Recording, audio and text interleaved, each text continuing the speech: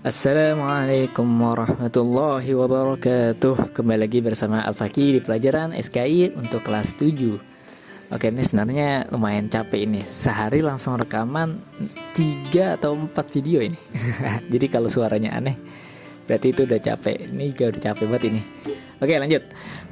Jadi kita pengen mengenal haji wada atau haji perpisahan. Nah, pada bulan ke-11 tahun ke-10 Hijriah, Nabi Muhammad SAW mengumumkan kepada seluruh masyarakat Madinah bahwa beliau akan memimpin ibadah haji.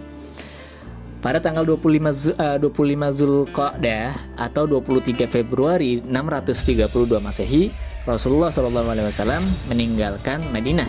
Sekitar 100.000 jamaah turut menunaikan haji termasuk seluruh istrinya. Mereka bermalam di Zulaifah. Keesokan harinya mereka mengenakan pakaian ihram. Perjalanan pun dilanjutkan dengan lantunan bacaan talbiyah, labbaik Allahumma labbaik, labbaik la syarika lak, labbaik innal hamda wa ni'mata lak wal mulk la syarika lak. Nah, gitu. Sesuai yang diperintahkan Nabi Muhammad SAW. Sorry ini agak kagok bacanya karena udah capek banget sumpah. Oke, lanjut, maafin ya. Jamaah haji tiba di Mekah pada tanggal 4 Zulhijjah. Sesampainya di sana mereka langsung menuju Ka'bah untuk tawaf, dilanjutkan sholat 2 rakaat di Maqam Ibrahim dan Hijr Ismail. Setelah itu mereka mengerjakan sa'i. Pada tanggal 8 Zulhijjah atau hari Tarwiyah itu jamaah haji mengiringkan Rasulullah SAW menuju Mina. Mereka bermalam di sana. Nah, ini intinya tuh di situ tuh udah proses haji lah. Keesokan harinya, nah baru nih 9 Zulhijjah mereka melanjutkan perjalanan menuju Jabal Arafah, berkemah di desa bagian timur Jabal Arafah. Rasulullah SAW menuju lembah yang terletak di padang Arafah dan memanggil jamaahnya untuk berkumpul di sekelilingnya. Setelah semuanya berkumpul, Nabi Muhammad SAW menyampaikan khutbah wada atau pidato perpisahan. Oke, di sini kalau proses hajinya, kalau kalian udah belajar fikih tentang bab haji, pasti tahu nih prosesnya, mulai dari ihram sampai ke sa'i gitu. Nah, ketika di Arafah, Rasulullah di sini mengumpulkan para jamaahnya dan akhirnya Rasulullah berpidato, berceramah. Nah, yang mana di sini terkenal dengan haji wada atau haji perpisahan. Nah, karena khutbahnya itu berisikan seakan-akan Rasulullah pengen berpisah. Nah, apa isinya? Nah, di sini saya bacakan saja. Jadi kalian tinggal dengerin aja nih. Hei sekalian manusia, kata Rasulullah, dengarkanlah olehmu perkataanku ini, sebab saya tidak tahu, barangkali tidak akan berjumpa lagi dengan kamu sudah tahun ini di dalam pertemuan seperti ini. Hei sekalian manusia, bahwa darah kamu dan harta benda kamu tetap terhormat sampai kamu datang menghadap Tuhanmu, sebagaimana terhormatnya hari dan bulan kamu ini. Kamu nanti akan datang menghadap Tuhan. Kamu akan ditanya tentang amal perbuatan kamu dan semuanya sudah kusampaikan.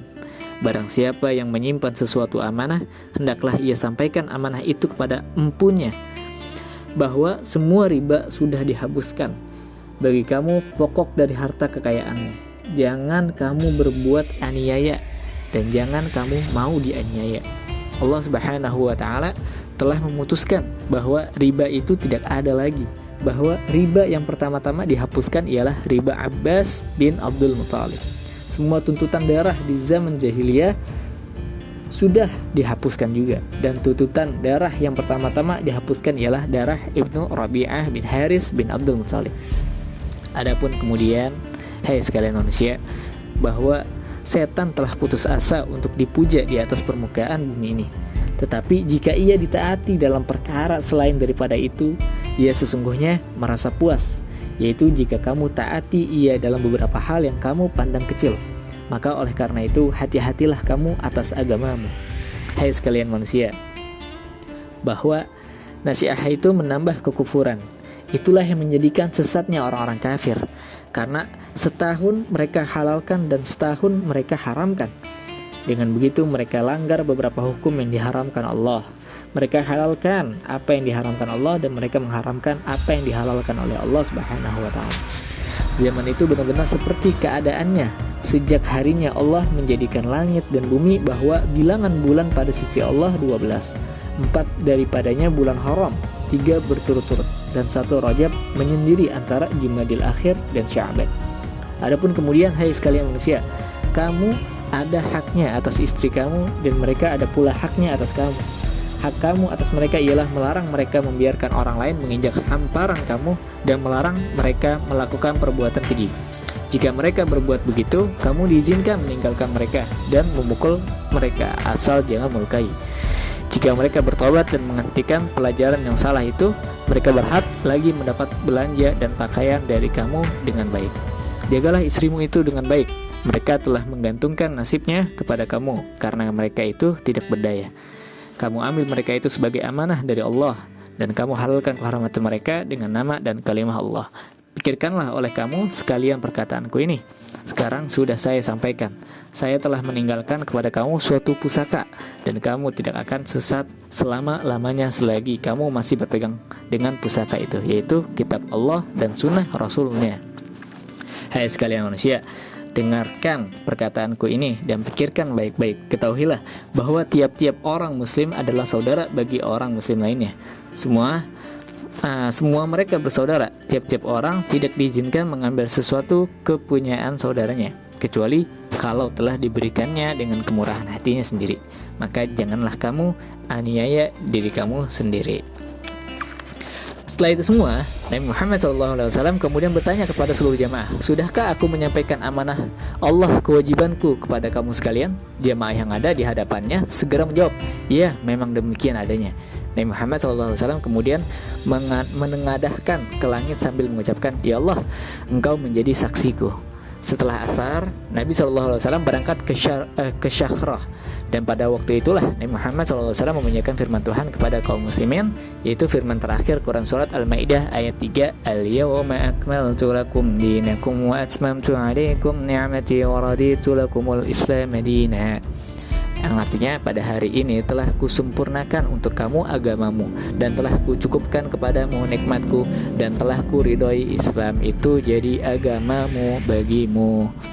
Nah, disitu merupakan firman terakhir yang menandakan agama ini telah sempurna. Rasul dan kaum muslimin pun meninggalkan Arafah menuju Musdalifah dan bermalam di sana. Menjelang subuh, rombongan menuju Mina untuk melempar jumrah. Pada pagi hari di Mina, Rasulullah SAW melontar jumrah Aqabah, mencukur rambut dan memotong hewan kurban. Pada tanggal 11 dan 12 bulan Zulhijjah, beliau mengulang kembali melontarkan 3 jumrah, yaitu jumrah ula, wusta, dan Aqabah. Setelah itu, beliau kembali ke Mekah untuk melaksanakan tawaf ibadah dan sa'i. Dengan demikian selesailah pelaksanaan ibadah haji Rasulullah SAW yang terakhir. Nah, itu adalah haji wada atau haji perpisahan, karena haji terakhir sebelum Rasulullah SAW wafat, meninggal dunia. Nah, di sini para sahabat yang lain pun sudah punya prasangka, apakah Rasulullah akan meninggalkan kita? Yang artinya apakah Rasulullah akan meninggal? Nah, tidak lama setelah itu barulah Rasulullah itu jatuh sakit keras.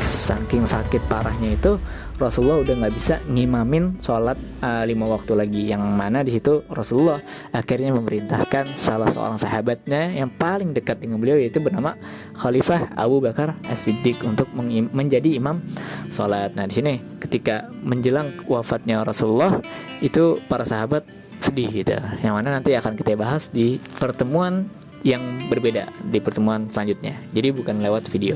Oke, itu aja episode kita kali ini, semoga bermanfaat. Wassalamualaikum warahmatullahi wabarakatuh.